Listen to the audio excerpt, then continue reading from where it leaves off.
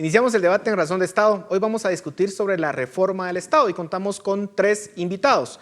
Cristian Castillo, analista político; Dafne Posadas, directora de Estudios Internacionales de la Fundación Libertad y Desarrollo; y Luis Miguel Reyes, director del área social de la Fundación Libertad y Desarrollo. A los 3, bienvenidos. Cristian, quisiera empezar con usted. ¿Por qué es necesario realizar la reforma del Estado en Guatemala? Hay algunos que dicen que en realidad no es algo urgente para el país, que podemos desarrollar políticas, planes, estrategias que nos darían crecimiento económico y desarrollo social sin tener que pasar necesariamente por la reforma del Estado. ¿Coincide usted con esa visión o la cuestiona? Desde ningún punto de vista, pero antes quiero agradecer la oportunidad y el gusto de compartir con ustedes en este espacio. Yo negaría esa afirmación de don Paul porque la agenda de reforma del Estado es una agenda pendiente que tiene 25 años de retraso. Y cuando me remito a ese retraso, me remito al tema de los acuerdos de paz, porque en los últimos 5 años hemos estado discutiendo y debatiendo sobre la maduración de una agenda para la cual no estábamos preparados en 1996 y que le ha exigido a la sociedad guatemalteca 25 años de maduración, el poder aceptar y entender que las reformas planteadas en los acuerdos de paz siguen siendo vigentes y siguen siendo la gran agenda postergada. En ese sentido, podemos hacer pequeñas reformas a leyes ordinarias y podemos seguir apostándole a agendas económicas muy coyunturales, pero el verdadero desarrollo del país no viene solo de la mano del crecimiento económico, sino viene de la mano del fortalecimiento del Estado y el desarrollo de una democracia que ha demostrado que en estos 25 años, aunque ha garantizado la rotación de élites en el poder, no ha sido capaz de incluir en la representación política a todas y todos los ciudadanos guatemaltecos. En ese sentido, niego rotundamente el debate de que no sea necesario. Por el contrario, el cierre de la coyuntura vivida recientemente entre el 2015 y el 2019, que permite que en este momento estemos viviendo una nueva época política, requiere, para sellar esa transición, una reforma que le dé a la sociedad guatemalteca rumbo y orientación política para los próximos años. Dafne, se hablan de 4 reformas del Estado importantes, pero dentro de ellas, la más importante debería de ser el sector justicia, ¿o no? Considerando que Guatemala pues ocupa de los últimos lugares en Estado de Derecho en América Latina y que realmente nuestro sistema de justicia nunca nos ha podido garantizar Estado de Derecho en el país. ¿Es así o no? Yo creo que sí. De hecho, hemos hablado en esta mesa de debate respecto a las 4 grandes reformas que hay que hacer: la reforma a la ley electoral y de partidos políticos, la reforma en el sistema de justicia, una reforma en la ley de contratación, de compras y contrataciones, también una reforma a la ley de servicio civil. Pero algo que mencionaba Cristian, que es muy importante, ¿no?, es que la construcción de este sistema institucional fuerte, este sistema que garantice una serie de condiciones que van a permitir que los individuos operemos de manera libre y responsable en el país, van a ser precisamente lo que van a impulsar el crecimiento económico. Entonces, a través del fortalecimiento estatal también estamos contribuyendo a fortalecer y a construir una economía más fuerte y para generar los incentivos que otros países podrían venir y aliarse o invertir en nuestro país. Y definitivamente la reforma al sistema de justicia es una de las reformas fundamentales. Hemos expuesto también en esta mesa de debate la necesidad de construir un Estado que, además de instituciones sólidas, tenga y garantice Estado de Derecho. ¿Y por qué es tan importante el Estado de Derecho? Por una simple y sencilla razón: porque permite construir un marco de normas claras, un marco de normas que se respetan y un marco de normas que al final de cuentas nos permite a nosotros los individuos operar con completa claridad en nuestro país. Entonces, ¿qué sucede? Cuando no tenemos un sistema de justicia que funciona de manera limpia, transparente, pues básica y sencillamente pues no podemos operar de manera responsable nosotros los individuos. Y lo que hemos visto en el sistema de justicia es que no hemos elegido cortes desde hace un año, y entonces todo esto son básicamente pues elementos que nos permiten identificar que tenemos un grave problema en el sistema de justicia. Y algunas de las propuestas que nosotros traemos desde la Fundación Libertad y Desarrollo es precisamente pues mejorar el sistema de las comisiones de postulación, porque hemos visto que no ha funcionado. También exponemos, por ejemplo, en el documental hablamos sobre la necesidad de construir un nuevo sistema de alternancia de los magistrados de las altas cortes para que no respondan a intereses políticos específicos. Entonces, hay una serie de temas que hay que discutir y esto obviamente tiene que pasar por una construcción ciudadana muy importante. Ahora, Luis Miguel, nosotros tenemos un sistema en donde básicamente las cortes las renovamos cada 4 o 5 años por completo. Y no solamente estamos hablando de la Corte de Constitucionalidad, de la Corte Suprema de Justicia, sino también de las salas de apelaciones. Entonces, literalmente, las fuerzas políticas que tienen el control en ese momento pueden controlar, tener influencia sobre las altas cortes del país. ¿Cómo tendríamos que rediseñar este sistema para evitar que básicamente un grupo político en el poder pueda tener ese nivel de influencia? Deberíamos, por ejemplo, de copiar sistemas como los que se tienen en Estados Unidos, en donde los magistrados de las altas cortes básicamente, bueno, en ese caso están electos de por vida. Deberíamos de elegir, digamos, una forma diferente en cuanto a ese diseño que tenemos actualmente. Sí, hay varias cosas que se pueden hacer. Parece que, digamos, en la medida en la que vemos la experiencia de otros países, la peor idea es dejarlo a merced de los movimientos políticos coyunturales, digamos, o de cada 4 años. Y eso es lo que tenemos actualmente. En ese sentido, sí es importante identificar que además, digamos, de separar al Poder Judicial de los movimientos políticos coyunturales, también tenemos que separarlos de fuerzas políticas que estén alrededor. Y ahí hablamos, por ejemplo, de las comisiones de postulación. Y cómo, digamos, en el diseño original de este sistema que tenemos actualmente, se pensó que el darle entrada a la academia, que el darle entrada a los colegios profesionales iba a limpiar un poco, digamos, de las manchas políticas que pudiera tener la elección del sistema de justicia, pero más bien lo que hizo fue politizar la academia y los colegios profesionales. Entonces, lo que tenemos que hacer es buscar una forma de dar balance a eso, porque algo es cierto, no podemos quitar el tinte político de la elección. O sea, siempre va a estar involucrada la política, siempre van a estar involucrados los políticos, porque al final de cuentas son nuestros representantes ante el poder. Pero lo que tenemos que hacer es lograr mayores formas de darle control a ese poder para que el poder no logre, primero, tener control total del sistema de justicia, que digamos ese es el escenario al que vamos caminando posiblemente entre este año y el siguiente, y segundo, no tenga influencia de agentes externos que lo que quieran es procurarse impunidad. Entonces, si logramos en mayor medida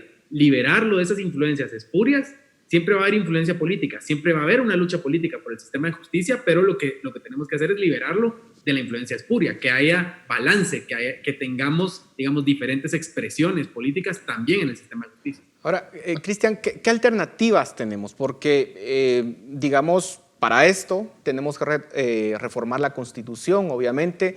Eso abre una puerta que, digamos, algunas personas no quieren, digamos, abrir porque podría dar lugar a una reforma más amplia que pueda desestabilizar el sistema con ideas radicales. Pero ciertamente el sistema tal y como está en este momento se presta a la cooptación del sistema de justicia. ¿Qué elementos importantes, indispensables, tiene que tener la reforma del sector justicia y cómo lo podemos hacer de una forma consensuada? Bueno, me parece que hay que ir en orden, Paul, porque estamos en un momento histórico en donde muchas batallas se juntan a la vez. Esta elección de las Cortes debió haberse realizado el año pasado, junto con la elección de jueces del organismo ejecutivo y el Congreso de la República, toda vez que después de la reforma de la Constitución de 1993, cada cierto tiempo coinciden en el mismo año la integración de los 3 poderes, y por primera vez sucedió el año 2019 y volverá a pasar dentro de 20 años. El punto es que estamos un año atrasados en la integración de uno de los poderes de Estado. Y eso nos pone en línea casi de colisión de otras reformas que son fundamentales. Y aquí yo quiero diferir de pronto con el orden de las reformas. Creo que la reforma política es el primer paso. Sigue siendo el primer paso postergado desde el 2015. Desafortunadamente no hubo una confluencia de actores racionales que pudieran hacer una reforma efectiva a la ley electoral y de partidos políticos, y la reforma del 2016, lejos de beneficiar, aunque desarrolló algunas cosas como el control del financiamiento de los partidos partidos fue nefasta en muchos otros temas. En ese sentido, desde el 2016 hemos venido retrasando las famosas reformas de segunda generación a la ley electoral. El problema es que estamos prácticamente a 2 años de iniciar nuevamente un evento electoral, un año electoral. Lo que le queda a este gobierno de ejecución efectiva es el 2021 y el 2022. Todo el año 2023, a partir de las reformas del 2016, establecen que vamos a estar en medio de las elecciones, del año de elecciones generales del 2023. Y entonces tenemos como primera gran batalla ponernos de acuerdo qué sistema de financiamiento para los partidos políticos queremos. O se sigue infiltrando intereses oscuros en el financiamiento de las organizaciones políticas, o se rompe en definitiva la dependencia de estas organizaciones de financiamientos del narcotráfico, del crimen organizado o de sectores poderosos económicamente que lo que hacen es buscar una cuota para el control de la institucionalidad pública. Luego de eso, me parece que es fundamental hablar de la reforma fiscal. Estamos en un momento en donde el debate de la aprobación del presupuesto para el 2021 es el riesgoso crecimiento del déficit fiscal y lo insostenible que puede ser el tema de la deuda que ha venido creciendo en los últimos años y que toda la asistencia social que permite el Estado tener en este 2021 por la pandemia, se financia con deuda. Ahora, permítame ahí, digamos, cuestionar algo. Digamos, en el tema fiscal digamos, no podemos evitar que vaya a haber una discusión ideológica, indudablemente. Digamos, hay quienes van a procurar que haya más Estado, otros menos Estado. Pero un tema que definitivamente no debería de ser ideológico, y por eso insisto en la idea, es en el tema de la reforma del sistema de justicia. Ahí no debería de haber una cuestión ideológica, no deberíamos de optar primero por aquellos puntos en donde podemos o podríamos alcanzar un acuerdo en principio y luego dejar temas ideológicos para después, porque vamos a estar discutiendo temas ideológicos cuando el sistema de justicia literalmente está siendo cooptado por el crimen organizado, por la corrupción, por el narcotráfico. De acuerdo. No obstante, el problema es que para este periodo, para la actual integración de las Cortes, ya es escaso perdido. Estamos ya con unas reglas del juego impuestas por el régimen actual y se debió seguir todos los procedimientos. Se hicieron las comisiones de postulación y ahora le compete al Congreso de la República elegir.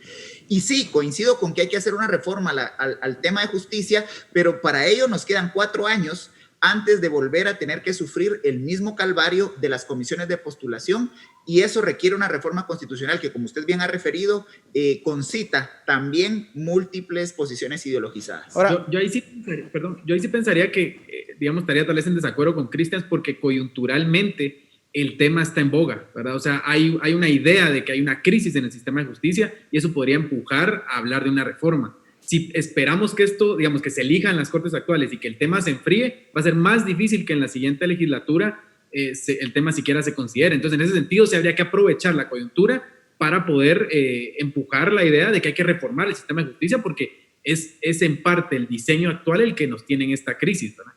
Ahora, estando en esta crisis, el Congreso no hace nada, y a pesar de que se habla en los medios, se dan portadas incluso de periódicos pidiendo que se elijan a las Cortes, y sin embargo el Congreso no hace nada. Como dice Luis Miguel, si dejamos esto al tiempo, nunca va a pasar una reforma. ¿Cómo hacemos para ponerle presión al Congreso en estos temas, Dafne?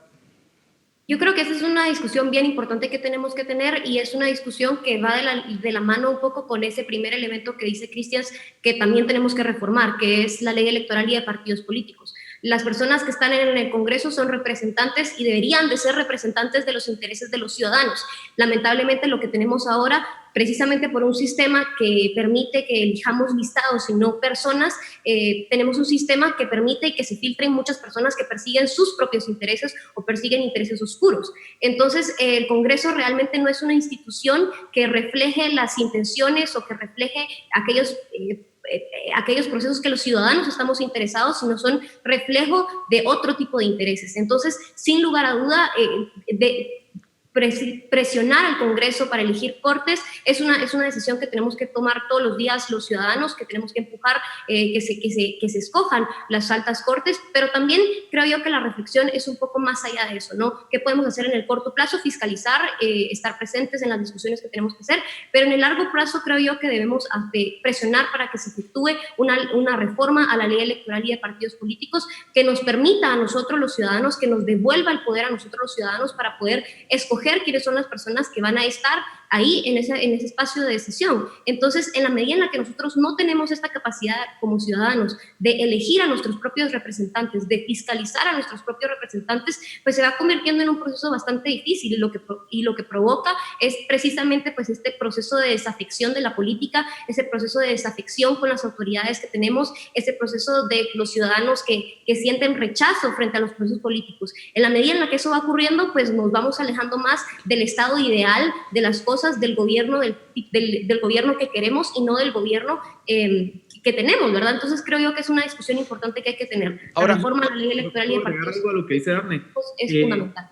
Luis Miguel. Aquí hay un problema muy serio, digamos, y es que hay grupos del crimen organizado, hay personas acusadas de diversos crímenes dentro del Congreso. Y estas personas lo que están es velando porque se elijan cortes que les puedan favorecer. Entonces, aquí está claro, ¿verdad? No vamos a lograr empujar una reforma al sistema de justicia que beneficie al sistema de justicia mientras tengamos a estas personas dentro del sistema. Ahora, no podemos sacarlos ahorita, ¿verdad? Eso no lo vamos a hacer. Lo que podemos es ejercer presión ciudadana sobre ellos, exponerlos y decir lo que son para que les dé vergüenza, tal vez, ojalá, y con eso se hagan a un lado y dejen que digamos, hayan grupos de sociedad civil y los diputados sanos, que hay varios diputados sanos dentro del Congreso, los que puedan liderar esta reforma. Ahora, se van a necesitar sus votos, eso sí, pero ahí es presión que se sientan presionados. Y hay varios ejemplos de ocasiones en las que se han sentido presionados estos criminales que están en el Congreso y que terminan aprobando cosas que van contra sus intereses. Ha pasado, puede pasar otra vez. Ahora, se nos está terminando el tiempo y rápidamente le quiero preguntar a los tres, ¿cómo lograr hacer un frente ciudadano común para poder poner presión al Congreso y que vea estos temas? Porque somos una sociedad que nos perdemos en la coyuntura, estamos literalmente siguiendo la coyuntura. Hoy es un tema, mañana es el siguiente y nos perdemos de vista, mejor dicho, el largo plazo. ¿Es posible realmente lograr consensos, Cristian? Sí, yo creo que sí, pero ya no es un consenso de ciudadanos, es un consenso de élites. Hay que tener en cuenta que este año 2020 lo que vino a romper de tajo fue la energía social que en la última década había derrocado gobiernos en más de 90 países del mundo. En ese sentido, estamos viviendo una nueva época política en donde se dio una rotación de élites en el país. Reconozco el planteamiento de Luis Miguel de que hay intereses criminales que aún siguen aferrados a la institucionalidad del Estado, pero depende de un pacto de élites en este momento que esos sectores no sean los que dominen las decisiones públicas. Es urgente, como bien refería don Paul, que establezcamos metas alcanzables a no más de 10 años. Estamos por llegar al año del bicentenario, 200 años de la emancipación del país, y es el momento propicio para que el presidente Yamatei siente a las élites de este país, sea capaz de liderar su apuesta de campaña del Consejo de Estado y de promover una agenda de gobernabilidad que efectivamente le permita, no solo al gobierno de él, sino a los 3 próximos gobiernos, pues orientar la agenda y la discusión política del país hacia objetivos concretos. Nos quedan 10 años al 2030 de la agenda de los Objetivos de Desarrollo Sostenible. Creo que este es el momento de llegar a esos acuerdos. A nosotros nos quedan 20 segundos de programa. Dafne, tus conclusiones rápidamente.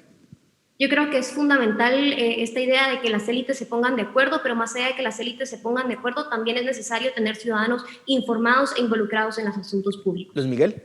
Un liderazgo que aglomere. Y como decía bien Cristian, yo creo que el presidente Yamatei todavía tiene la legitimidad y la fuerza suficiente para ser ese líder que pueda aglomerar a las élites para lograr cambios. Pero si no lo hace, si no se sube en eso, vamos a perder. Bueno, muchísimas gracias a los tres. Muy buena reflexión que hacía Cristian. Estamos a 200 años de independencia y no podemos seguir con otros 100 años más de subdesarrollo como los que hemos tenido hasta el momento. Gracias nuevamente a ustedes en casa. Muchas gracias por su atención. Nos vemos la próxima semana.